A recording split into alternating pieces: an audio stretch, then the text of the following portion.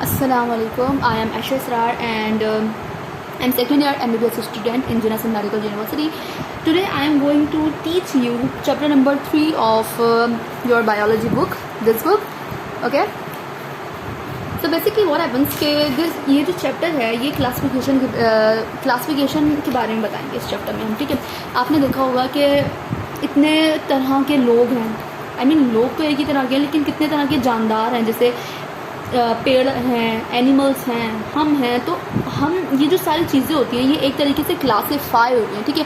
और in classification के बारे में हम इस चैप्टर में पढ़ेंगे।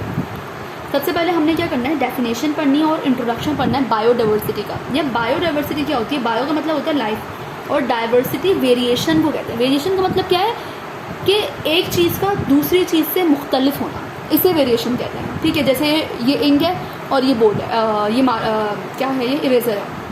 ये दोनों चीज़ें एक दूसरे से अलग हैं, तो ये वेरी करती हैं, इसको हम कहते हैं वेरिएशन, ठीक है। तो अभी हम डेफिनेशन पढ़ेंगे और इंट्रोडक्शन पढ़ेंगे बायोडाइवर्सिटी का। सबसे पहले जो पहली लाइन है इसमें उन्होंने बताया है कि बायो का मतलब है लाइफ और डाइवर्सिटी मतलब वेरिएशन, जैसे मैंने आपको एग्जांपल देके बताया। सो इसकी डेफिनेशन ये है कि biodiversity is the degree of variation within और among the species exist on the different regions of the earth. यानी कि हमें बताना है बायो मतलब, देखो ज़िंदगी में कितनी वेरिएशंस हैं, जैसे इंसान है, पेड़ हैं, पौधे हैं, माउस है, बेयर है, बर्ड है, इनकी ज़िंदगियों में क्या क्या वेरिएशंस है। ये अलग अलग स्पीशीज़ है ना, ठीक है। तो हर स्पीशी दूसरी स्पीशी से कैसे डिफरेंट है, बेसिकली हमने इस चैप्टर में इस बारे में बात करनी है, ठीक है। अब मैं हूँ, जैसे इंसान है, एक इंसान डॉग से कैसे डिफरेंट है, हमने ये बात करनी है इस चैप्टर में। अब मोटिव समझ आ गया होगा चैप्टर पढ़ने का, ठीक है। ये बात करनी है, हमने बेसिकली डिफरेंस बताना है कि हमारे अंदर और जो दूसरे जानदार हैं, पेड़ हैं या फिर डॉग्स हैं या फिर कैट्स हैं, उनके दरमियान क्या डिफरेंस है हमारे दरमियान उनसे, ठीक है। सो अच्छा, तो उन्होंने बाकी जो है कुछ ऑर्गेनिजम्स की एग्जांपल दी हुई है, जैसे कि बैक्टीरिया है, प्रोटोजोन्स हैं, एल्गी है, फंजाई है, एनिमल्स हैं, प्लांट्स हैं। हमने इनके बारे में पढ़ना है, ठीक है। अब एक सवाल पैदा होता है कि हम ये पढ़ क्यों रहे हैं, आखिर ऐसी क्या ख़ास बात है इसमें कि हमें इतना बड़ा चैप्टर पढ़ना पड़ रहा है। तो आपको बायोडाइवर्सिटी की इंपॉर्टेंस बताई गई है। इंपॉर्टेंस ये है कि दूसरे प्लांट्स होते हैं, उनसे अलग टाइप के ऑयल्स निकलते हैं। हमने रबड़, आपको पता होगा कि रबड़ जो है वो प्लांट से हासिल होता है, water, timber, paper would say हासिल होता है, बात आपको पता होगी। तो हमने अलग अलग चीज़ों से अलग अलग चीज़ें निकाली हैं और मैन काइंड के लिए ज़िंदगी आसान बनाई है। आपको पता है पेपर है, ये पेपर है, अब ये पेपर है तभी हम ये पढ़ रहे हैं, आसानी से पढ़ रहे हैं, वरना पहले क्या होता कि तख्तियों पे लिखते थे, ठीक है। तो ये चीज़ें इजाद हुई हैं, हमने एक चीज़ को एक चीज़ से कंपेयर किया है, तो हमें पता लगा है कि अच्छा भाई इसकी ये इंपॉर्टेंस है, ठीक है। तो बायोडाइवर्सिटी की इंपॉर्टेंस यही है कि हमने चीज़ों को यूटिलाइज़ करना सीखा है अलग अलग तरीके से। सिंपली हमारे पास ये इंपॉर्टेंस है बायोडाइवर्सिटी, ठीक है। अब उन्होंने दूसरी बात की है कि aim and principles of classification. अब हम क्या करेंगे, अब बेसिक, पहले जो मैंने बता रही थी वो सारा इंट्रोडक्शन था, अब बेसिक चीज़ के बारे में बात करेंगे। अब जो चैप्टर है वो अब स्टार्ट हो रहा है, ठीक है। अब यार देखो मसला क्या है कि हमने क्लासिफिकेशन की क्यों है। अभी ऐसा भी क्या हो गया कि हमें फजूल में जो है ना बच्चों की ज़िंदगी मुश्किल करनी पड़ेगी। हमने क्लासिफिकेशन क्यों की है? क्लासिफिकेशन करने की वजह यह है कि जो दुनिया है उसमें तकरीबन 1.5 मिलियन स्पीशीज़ रहती है। अब हर चीज़ को अलग अलग, हर जानदार को अलग अलग पढ़ना तो ज़ाहिर सी बात है नामुमकिन बात है, ठीक है। ज़िंदगी ख़त्म हो जाए हम इतनी स्पीशीज़ को पढ़ ना सकें। तो हमने क्या किया कि बहुत सारी स्पीशीज़, जैसे जो स्पीशीज़ आपस में मिलती जुलती थी उनको हमने एक जगह रख दिया, फिर बाकी जो स्पीशीज़ आपस में मिलती जुलती थी उनको हमने एक जगह रख दिया। तो क्लासिफिकेशन इसलिए ज़रूरी थी क्योंकि स्पीशीज़ इतनी सारी थी, अगर हम क्लासीफाई नहीं करते तो भाई हमारी ज़िंदगी आसान कैसे होती। ये जो चैप्टर आपको दिख रहा है 4-5 पेजेस का, ये कोई बहुत जो ना हज़ारों पेजेस का होता है अगर हम क्लासिफिकेशन नहीं करते। तो हुआ क्या है कि हमारे पास to study such a diverse pack of organism exist on earth, biologist classify the organism into groups and sub groups, और इस ग्रुपिंग को हमने नाम दिया बायोलॉजिकल क्लासिफिकेशन का। तो अब हम बायोलॉजिकल क्लासिफिकेशन स्टार्ट करने जा रहे हैं। सबसे पहले उन्होंने बताया है प्रिंसिपल्स ऑफ क्लासिफिकेशन। अब जो हमने ऑर्गेनिज्म को क्लासीफाई किया है वो बेसिक कैरेक्टरिस्टिक की बेसिस पे क्लासीफाई किया है, यानी कि बेसिक कैरेक्टरिस्टिक्स जो होती हैं उनके हमने बेसिक्स पे क्लासीफाई किया, यानी कि फंक्शन की बेसिस पे या फिर कैरेक्टरिस्टिक की बेसिस पे क्लासीफाई किया। सबसे पहले मॉर्फोलॉजी को डिफाइन करते हैं। मॉर्फोलॉजी क्या होता है कि जो चीज़ मुझे बाहर से दिख रही है, यानी कि अगर ये मार्कर है, ये कैप है, ठीक है, इसका ये नीचे का वाइट कलर का पोर्शन है, तो ये इसकी मॉर्फोलॉजी है जो कि मैं देख रही हूँ, टच कर रही हूँ और बता रही हूँ, ठीक है। एक्सटर्नल फीचर है ये इसका, जो कि मुझे दिख रहा है, फिर मैं आपको बता रही हूँ। तो हमने क्या किया है कि क्लासीफाई किया ऑर्गेनिज्म को फंडामेंटल कैरेक्टरिस्टिक या फिर फंक्शन की बेसिस पे, यानी कि या तो वो दिखने में एक जैसा हो, ठीक है, अगर दिखने में एक जैसा नहीं है तो फिर फंक्शन में एक जैसा हो, ये सीन है हमारे पास। अब ये जो दो टर्म्स है ना, इनको हम दो अलग अलग नाम से बुलाते हैं। एक को कहते हैं होमोलोगस, दूसरे को कहते हैं एनालॉगस। होमो मतलब देखो बचपन से हमने बताया गया है कि होमो का मतलब होता है सेम। होमो का मतलब होता है स्ट्रक्चर सेम हो लेकिन उसका उनका फंक्शन डिफरेंट हो। जैसे कि अगर मैं ये पिक्चर आपको दिखाऊं, अगर इस पर मैं फोकस करूं तो देखो ये आपको समझ नहीं आएगी, आपको दिखने में मुश्किल अलग लग रही है, लेकिन बोन्स पे बोन्स देखो आप, ये देखो ये वाली बोन, ये वाली बोन, ये बोन, ये सारी बोन्स हैं और ये भी हमारे पास बोन्स हैं। देखो ह्यूमन का, कैट का, वेल का, बैट, ये सारी चीज़ें बोनी स्ट्रक्चर है, ठीक है। और सबका फंक्शन क्या है? मूवमेंट कराना, ठीक है।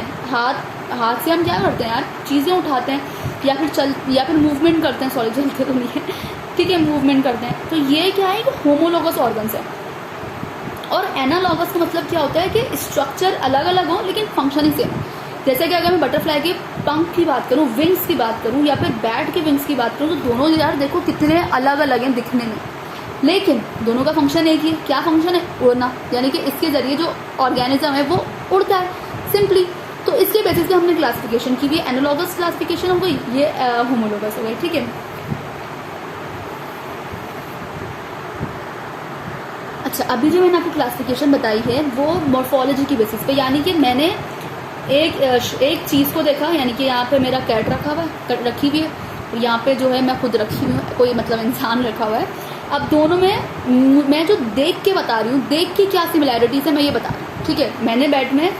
मैंने ह्यूमन में और कैट में ये सिमिलैरिटीज़ बताई। देखो दोनों के हाथ, दोनों के कितना मिल रहे हैं, पाँव है ये हैंड है और ये कितना मिल रहा है, 4 लिम्ब है आई गेस, ठीक है।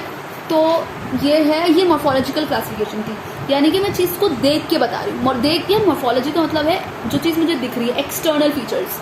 अब मैंने मॉर्फोलॉजी बहुत डिटेल में एक्सप्लेन कर दिया, इसमें प्रॉब्लम नहीं चाहिए आपको।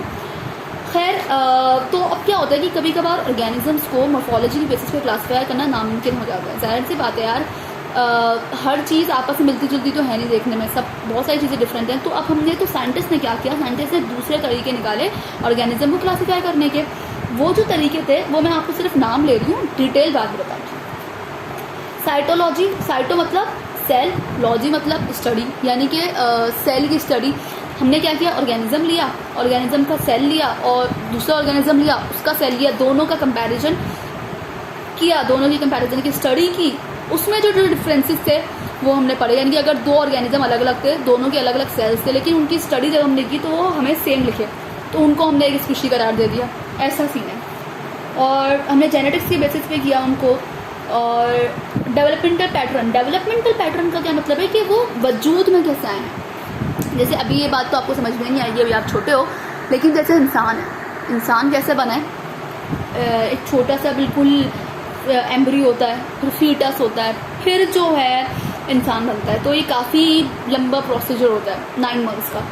तो जिन ऑर्गेनिजम्स के डेवलपमेंटल पैटर्न सेम थे, हमने उनको एक ग्रुप में करने की कोशिश की। तो हम क्लासिफिकेशन कर रहे हैं। अभी क्या सीन हो रहा है आप लोग ये ध्यान में रखो कि अभी सारी चीज़ें नई नई आई हैं, ठीक है। अब साइंटिस्ट क्या है, क्या कर रहे हैं, एक्सपेरिमेंट्स कर रहे हैं। साइंटिस्ट कर रहे हैं एक्सपेरिमेंट्स चीज़ों पे, क्लासीफाई करने। पहले उन्होंने मॉर्फोलॉजी की बेसिस पे क्लासीफाई किया, चलो भाई कुछ चीज़ें तो मॉर्फोलॉजी की बेसिस पे क्लासीफाई हो गई, लेकिन सारी चीज़ें मॉर्फोलॉजी की बेसिस पे क्लासीफाई हो ही नहीं रही। तो उन्होंने दूसरे तरीके निकाले क्लासिफिकेशन के। दूसरे तरीके क्या है, साइटोलॉजी है, डेवलपमेंटल पैटर्न है, यानी कि जो स्पीशीज़ वजूद में आए, डेवलपमेंटल पैटर्न जिनका सेम है, उनको हमने अलग स्पीशी बना दिया। तो साइंटिस्ट अभी खुद कंफ्यूज है, ये मसला है, ठीक है। अब तीसरी बात उन्होंने क्या किया, टेक्सोनोमिक हायरार्ची। अब ये क्या सीन है मैं बताती हूँ आपको। अब टेक्सोनोमिक हायरार्ची ये होती है कि वो ग्रुप्स जिनमें हमने ऑर्गेनिजम्स को क्लासीफाई किया है, उसे कहते हैं टेक्सोनोमिक हायरार्ची। टेक्सोनोमिक हायरार्ची यार एक लैडर की तरह होती है, जिसमें आप क्या होते हो कि ऊपर से नीचे उतर रहे हो, ठीक है। ये इस टाइप की लैडर है जिसमें आप ऊपर से नीचे उतर रहे हो। ऊपर से नीचे उतरने का क्या मतलब है, बड़े से छोटा, फिर उससे छोटा, फिर उससे छोटा, ये होता है टेक्सोनोमिक हायरार्ची, ठीक है। तो तो टेक्सोनोमिक हायरार्ची जो होती है इसके अंदर जो सबसे बड़ा होता है ना वो होता है किंगडम, ठीक है। उसके बाद हमारे पास जो आता है वो होता है फाइलम। यार ये पेन में चल रहा है, मैं इसी में समझा देती हूँ आपको, ठीक है। तो पहले होता है आपके पास किंगडम, फिर होता है आपका फाइलम, फिर होता है class, then order, then family, then genus, then species, ठीक है। ये चीज़ें अभी हम बाद में पढ़ेंगे, टेंशन वाली बात नहीं है। बस ये याद रखना है कि सबसे smallest basic unit of classification species है और सबसे जो हाईएस्ट है that is the kingdom, okay. तो स्पीशी जो होती है वो smallest and basic unit of classification है। ये बात यहाँ पर भी लिखी हुई है, यानी कि यार स्पीशी होती क्या है, मैं यहाँ पे बताती हूँ। मैं हूँ, अब मेरे जैसे बाकी जो लोग हैं, जैसे मेरे 2 हाथ हैं, 2 हाथ में 5 उंगलियाँ हैं, ठीक है, मेरी 2 आँखें हैं, बाकी मेरे जो एक्सटर्नल फीचर्स, और मैं इंटरब्रीड करने का यार सिंपली मतलब पता है क्या है? इंटरब्रीड जो यहाँ पे लिखा हुआ है वर्ड दिख रहा है आपको, इंटरब्रीड का मतलब ये है कि फर्टिलिटी होना, यानी कि 2 ऑर्गेनिजम्स मिलके आपस में अपने जैसा एक और ऑर्गेनिज्म पैदा करें। सिंपली तुम लोग छोटे हो, मैं इसलिए इस अंदाज में बता रही हूँ। तो इसे कहते हैं बेसिकली इंटरब्रीड करना। तो 2 ऑर्गेनिजम्स जो कि दिखने में एक जैसे हों, जिनके जेनेटिक फीचर्स एक जैसे हों, जिनके सेल्स की अगर स्टडी की जाए तो उनके सेल्स एक जैसे हों और वो इंटरब्रीड कर सकें, यानी कि अगर 2 ऑर्गेनिजम्स आपस में मिलें तो अपने जैसा एक और ऑर्गेनिज्म वजूद में ला सकें, तो दैट इज, इसको हम कहते हैं इंटरब्रीड करना, ठीक है। वो इंटरब्रीड कर सकते हैं और इस चीज़ को हम स्पीशी कहते हैं।